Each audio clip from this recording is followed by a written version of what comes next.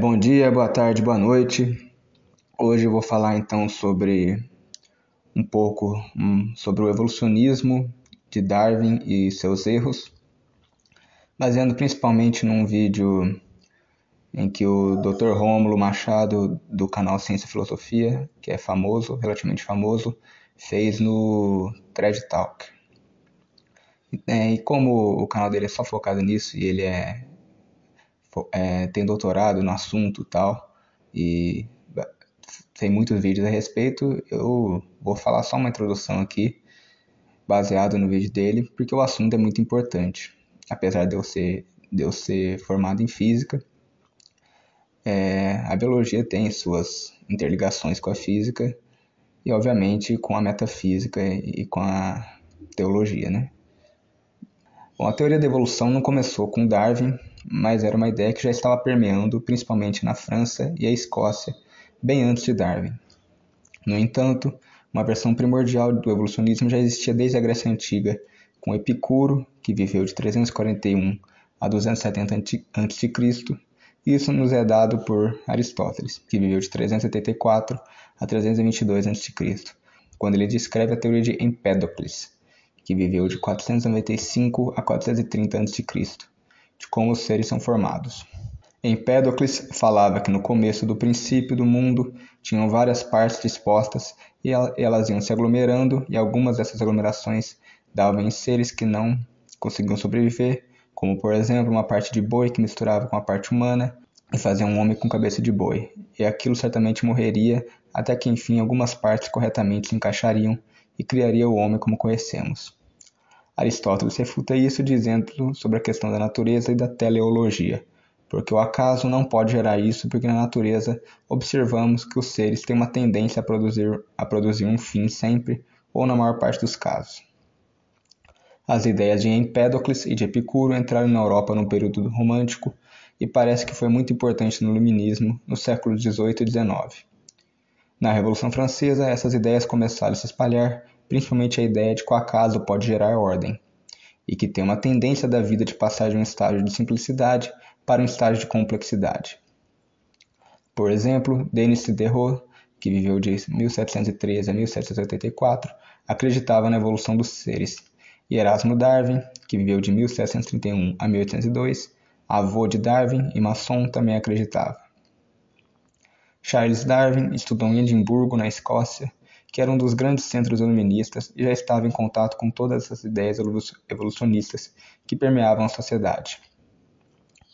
O que Darwin fez foi pegar vários conceitos dispersos e colocar em uma só teoria. Herbert Spencer, que viveu de 1820 a 1903, entre outros, já tinha tocado no tema da seleção natural, apesar de não usar esse termo e muitas vezes com questões racistas, dizendo que os negros eram menos evoluídos. O que o Darwin fez foi dar uma versão dele de que as variações selecionadas ao longo do tempo poderiam gerar essa diversificação entre as espécies, e então toda a humanidade poderia vir de um ancestral em comum.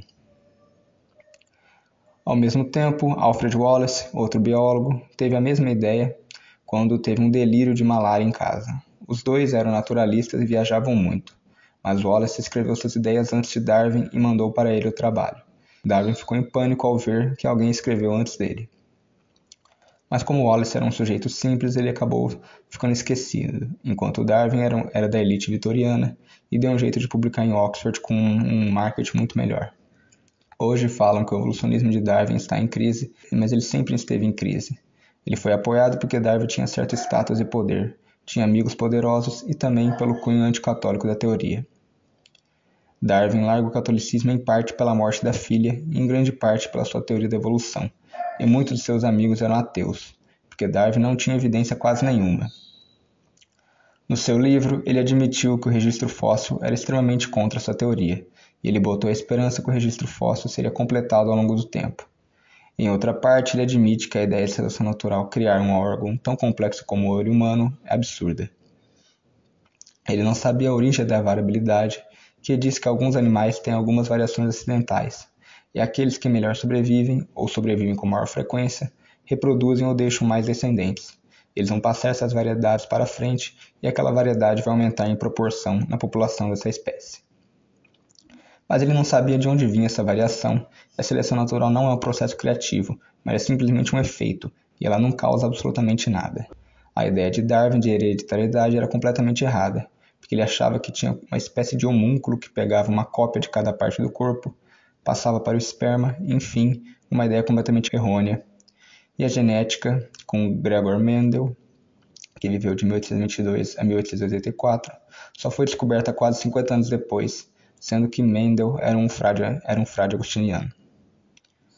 A ideia de Darwin de evolução não conseguiu casar com a genética de Mendel, e depois eles tentaram consertar isso com modelos matemáticos de Fischer para criar um poder preditivo, ou seja, de prever para a teoria da evolução. Depois teve a crise do mutacionismo, pois não se sabia se era gradualista ou a evolução ou se era em saltos. A cada 10 anos eles buscam uma nova explicação, e qualquer um que propõe algo como uma teleologia ou simplesmente a teoria do design inteligente é expulso da turminha dos evolucionistas. Mas hoje em dia, mesmo os evolucionistas mais fervorosos já estão abandonando essa teoria, porque a seleção natural mais as mutações não conseguem gerar a variabilidade que eles tanto querem. Você pode observar a variação dentro de uma espécie ou gênero, talvez a nível familiar, mas você não pode fazer o período evolutivo dos últimos milhões de anos. Apesar do livro de Darwin se chamar A Origem das Espécies, ele acaba no final do livro rejeitando a ideia de espécie, falando que é meramente algo arbitrário que usamos por conveniência, ou seja, ele se torna um nominalista ou no mínimo um conceitualista. Essa noção de que as causas eficientes podem causar uma forma substancial nova e a própria pergunta como uma coisa passa a existir não é uma pergunta científica. Você não tem como replicar a história da Terra no laboratório para tentar descobrir se aconteceu assim. O máximo que o estudo da evolução pode fazer é tentar empiricamente demonstrar que a mutação pode fazer X ou Y, e tem alguns estudos interessantes, por exemplo, de plasticidade fenotípica, de como você pode induzir numa população ancestral uma mudança. Há coisa que dá para fazer empiricamente, mas demonstrar o passado, você acaba empurrando um monte de especulação filosófica, e praticamente tudo na literatura evolucionista é especulação. E uma boa teoria é capaz de fazer previsões, e todas as previsões evolucionistas não existem e são refutadas pelos próprios evolucionistas. Por exemplo, o pentadactilismo, a ideia de que todos os vertebrados têm 5 dedos, é uma prova de origem comum, e por que Deus faria tantos seres vertebrados com apenas 5 dedos? Os próprios evolucionistas dizem que o pentadactilismo evoluiu várias vezes.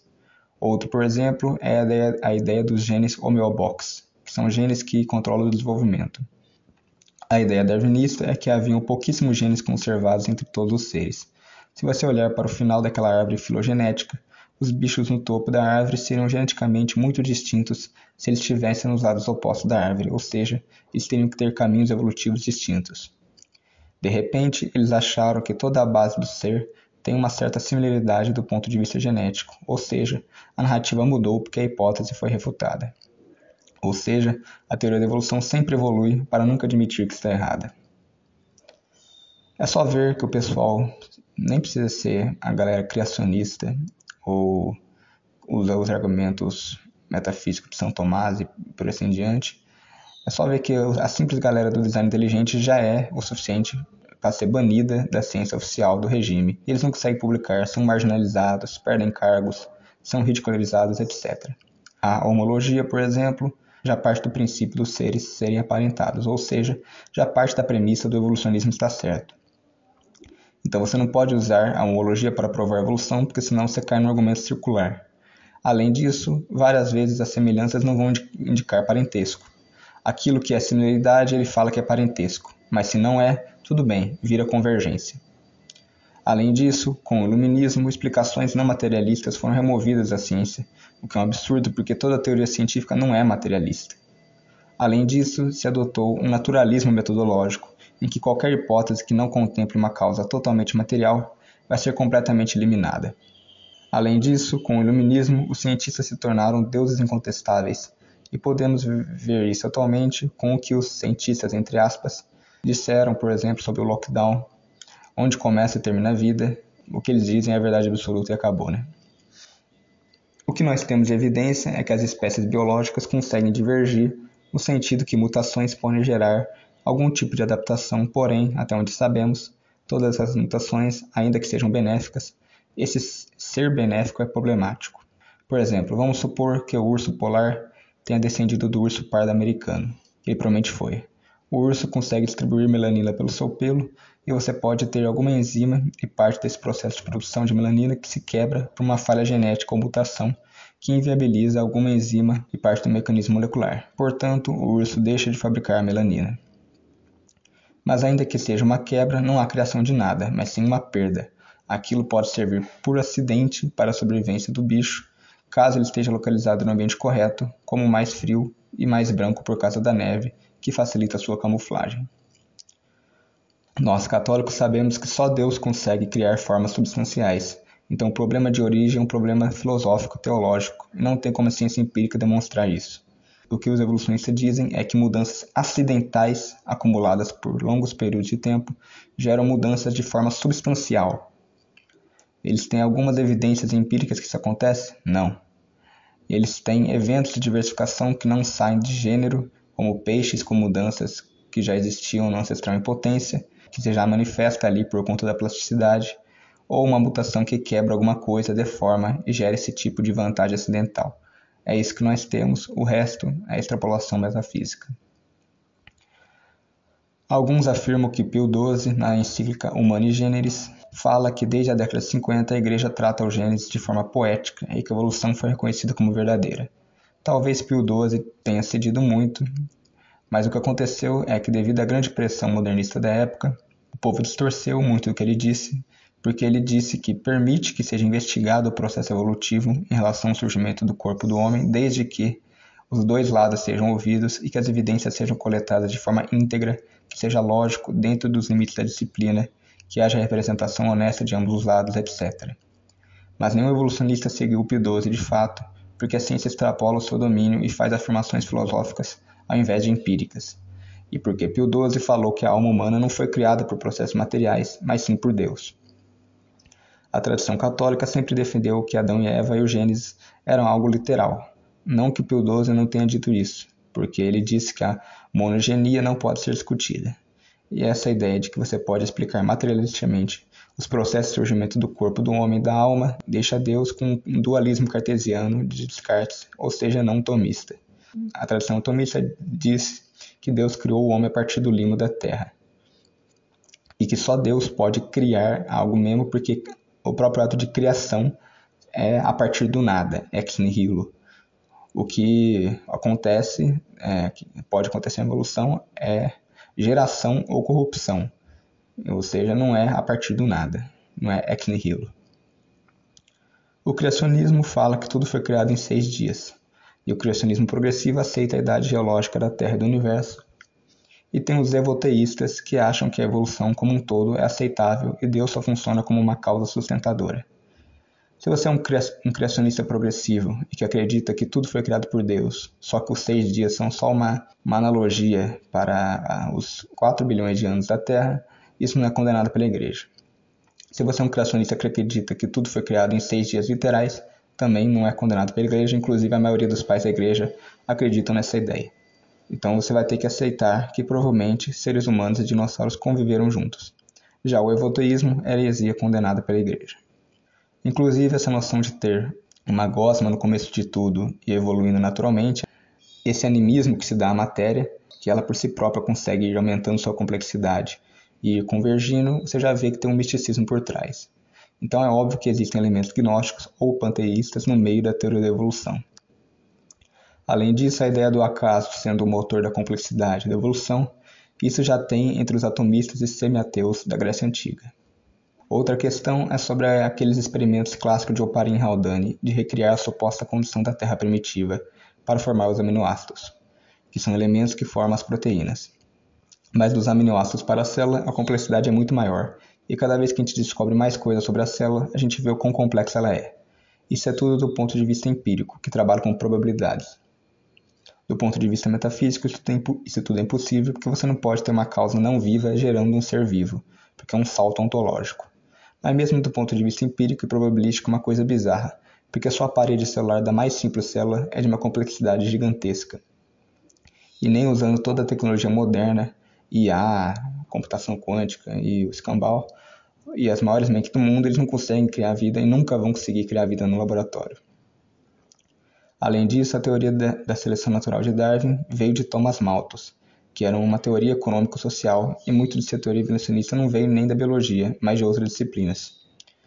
Esse é o mesmo Malthus que falava que a capacidade humana de produzir era numa progressão aritmética, e o crescimento da população seria em progressão geométrica, ou seja, teria muito mais gente no mundo com a capacidade de produzir comida e bens e serviços, e para isso teria que fazer um controle populacional. Essa teoria bizarra do Malthus foi refutada na prática porque com a Revolução Industrial, a capacidade humana de produzir aumentou tanto que, em 1800, a população da Terra era de 1 bilhão, com 90% ou mais vivendo abaixo da linha da miséria, e hoje temos mais de 8 bilhões, com menos de 10% vivendo na miséria.